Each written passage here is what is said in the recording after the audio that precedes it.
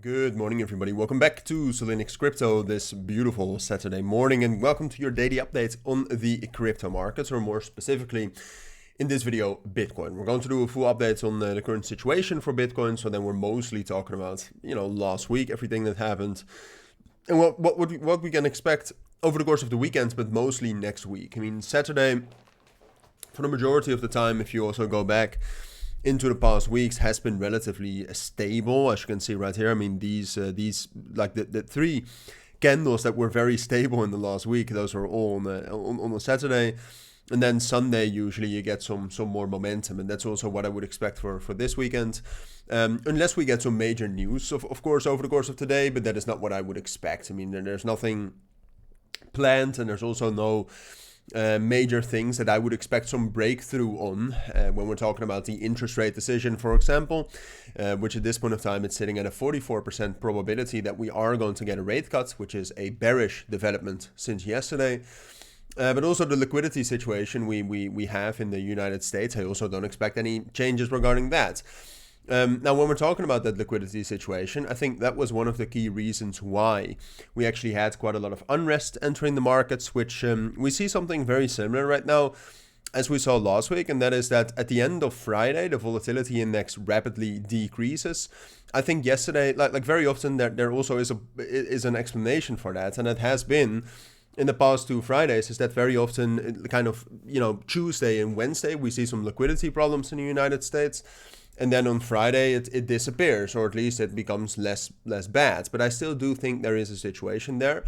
I'm still, like, the volatility index still closed at 19.8, which is elevated, which means that there is still unrest in the markets.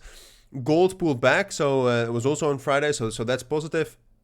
So yesterday was definitely a positive development if you take yesterday in contrast to the rest of the week. But ultimately, I think the week was still a bit tense, and I think it still is tense to this point of time. The S&P 500 is also, as you can see right here, not bullish, I'd say. So the fundamentals going into this weekend are not amazing. Now, we can see technically for Bitcoin though, and I've publicly called on X, which I'm doing a lot of updates on X right now. That's much easier sometimes to just post some random updates regarding minor things that I would never make a full video on. So make sure to follow me on there. But you can see purely technically, like we're losing momentum in the selling. So that's a good thing. We're losing selling pressure. That's exemplified by these bullish divergences you can see on the chart. And then we have those bullish divergences going into a major support level right here between 94,500 and 90,000, which I've said publicly, I think that is going to be a local bottom. And then once we actually find a local bottom there, because I do think we haven't found that yet, we've hit 94,000, but ultimately we have not pulled back that low.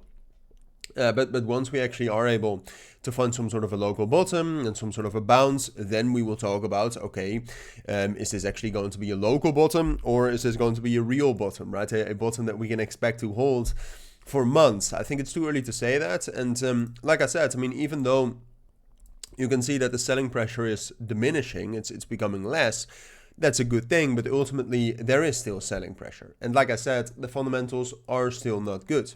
So therefore, I'd say that it is still short term. Maybe we're going to get some recovery like we did last week over the course of the weekend. That's certainly a possibility. So to do something like this.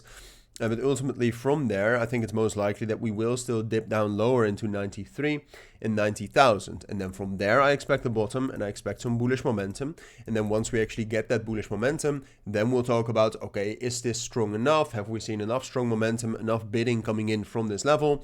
And have the fundamentals developed in a favorable way? If yes, okay, it's going to be the bottom for months. If no, we're going to drop down lower, and we'll talk about that in due time.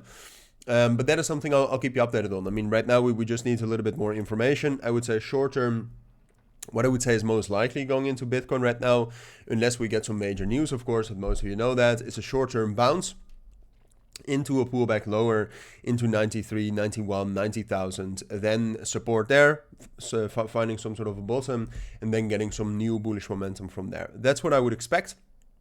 So those are my thoughts for now. That's what I think you need to know. Thank you for watching, everybody. Take care and bye.